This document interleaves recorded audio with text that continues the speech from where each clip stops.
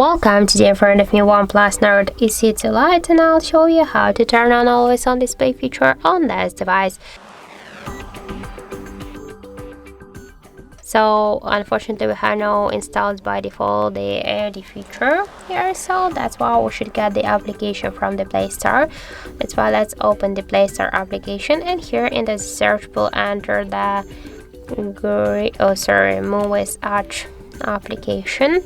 And now we should get this application. That's why tap to install and wait a couple of seconds while this application downloading and then installing on your device. After that, just tap here to open the app, click drop over apps, and here find the Movies Arch app, click switch it to allow. Go back to the application, tap to the IOD and select one from this available tabs. So let's go with this one. I'll just click here to apply, and now let's just lock the device. And now we can see that the always on display feature successfully activated. So that's it. Thank you for watching, and if you find this video helpful, don't forget to leave a like, comment and to subscribe our channel.